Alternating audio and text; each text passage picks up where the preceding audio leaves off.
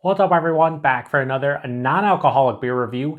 And the beer I'm reviewing today comes from BrewDog, and they're out of both Scotland over in the UK and Columbus, Ohio here in the US. And this is their Faux Fox Raspberry. So they're calling this one a non-alcoholic flavored near beer that comes in at less than 0.5% alcohol by volume, 3 IBUs at the time of review. And this can is just over 3 months old. So we have another non-alcoholic beer to review on the channel. This one comes from BrewDog. So I know BrewDog has a lot of different non-alcoholic beers, and I checked their website, and they have a ton. They have just an enormous amount of non-alcoholic beers. The one that interests me the most, though, is their Elvis AF, because I, on the channel, back, I think it was in 2018, reviewed their Elvis juice, which is a grapefruit IPA. It's really good, so that's like the non-alcoholic version. I want to pick that up at some point, but this is the only one that I saw here locally in the Buffalo, New York area. It's basically a non-alcoholic raspberry Berliner Weisse. It only has 20 calories in it and 2.3 grams of carbs, which is just pretty fantastic if you're on a diet. But yeah, so I'm interested to see how this one is.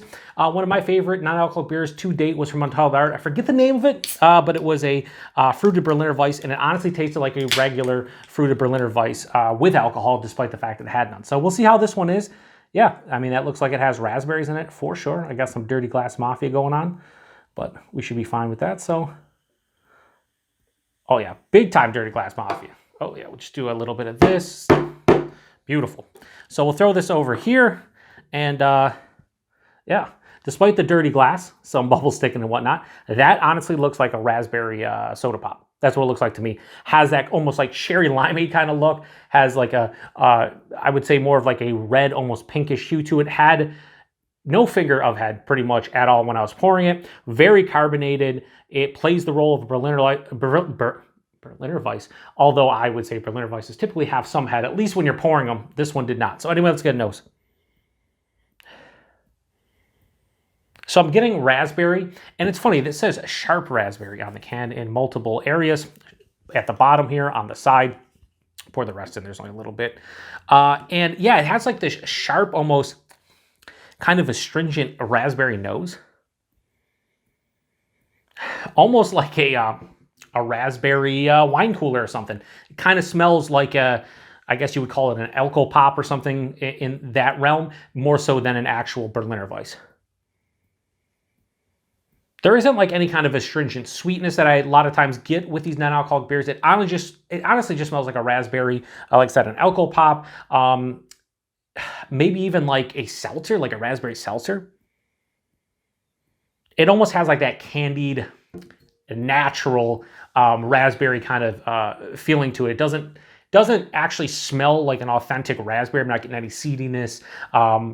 What you expect from a raspberry that are fresh compared to like a candied vibe, this is leaning more towards the candied vibe. It doesn't smell bad, but it also really doesn't smell like a beer. So let's get into it. Cheers, everyone.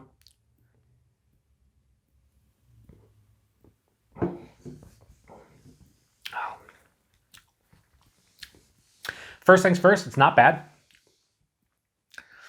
but it also doesn't really come off as a beer to me. It honestly, I'll give you what I think is a perfect descriptor for this. Taste-wise, this is like somebody took seltzer water or just carbonated water in general, just like plain, like Poland Springs, or no, Poland, right? It's not Poland Springs. Or Polar. What am I saying? Well, I'm thinking Poland Springs as in like the, you know, spring water. No, like Polar, right? So you took a regular seltzer water from them, or tonic water, and you get those little squeeze bottles, like you get like a Crystal Light, raspberry flavored, and you're supposed to squirt like whatever, a couple squirts for a 16-ounce bottle or 16.9 fluid ounce bottle, but instead you put like 1 squirt, or maybe like a half of one.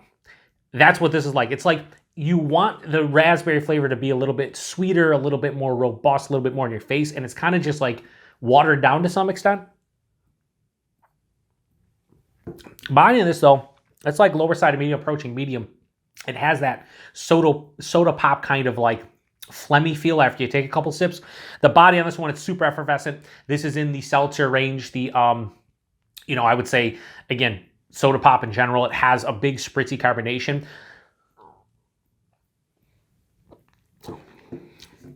The taste is, again, more of that candied raspberry, but again, it's not that intense. It's not that like vibrant on the taste.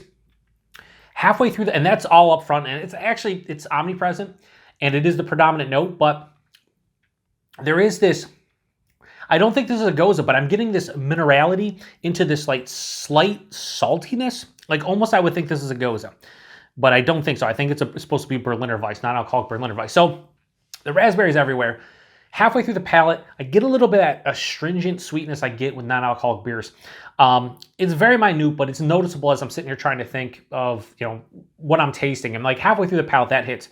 It finishes slightly tart, slightly acidic, pretty dry. So this isn't like crazy sweet, and that's where that seltzer kind of with only like one squirt of the Crystal Light comes in, because if you had two, it's going to be sweeter, you know, kind of like you're drinking an uncarbonated soda pop. But with here, it's carbonation, and it's honestly like a watered down raspberry. It's I don't know. This isn't bad. This is very refreshing. I can't tell there's any alcohol in here because there's pretty much none. It's not overly sweet, but it's not overly flavorful. I would say the biggest issue I have with this in general is that it's not really hitting any marks of an actual beer for myself. It's just kind of like, here's a carbonated raspberry beverage with no alcohol. It's kind of weak from the raspberry perspective. And at the same time, it's not quenching my thirst for an actual Berliner Weisse, even with raspberries in it. It's just not doing it. It's not bad. It's just, I would never rebuy this one again. If they came out with other flavors, I might try them, but I don't know. Again, the easiest way to explain this one is like a Polar, and you're drinking it, or any of the other flavored seltzers, but it doesn't have really any like real sweetness to it. And that raspberry, while it's there in flavor, it just has such a weak kind of character. It just almost tastes watered down. So, Faux Fox Raspberry from BrewDog. Got to be honest with you guys. You know, it's only 20 calories, and I don't hate it, so I'll probably finish it just because it's, you know, nothing to it really, and really no alcohol. But I have to give this one a low 3 out of 5 and go 2.9 out of 5. That's probably, I think that's might be the lowest I've given a non-alcoholic beer. I just think it's kind of, in general, kind of weak, like just weak tasting. But your mileage may vary, and like I say with all my reviews, if you think you'd like this one, go pick it up. Don't rely on my review to, you know, gather information. That's what I always say about any beer reviews. Like, gather information, watch your favorite beer reviewers, you know, look at your friends on tap check-ins, or even Beer Advocate. Talk to people before you make a final decision on whether or not you're going to purchase something.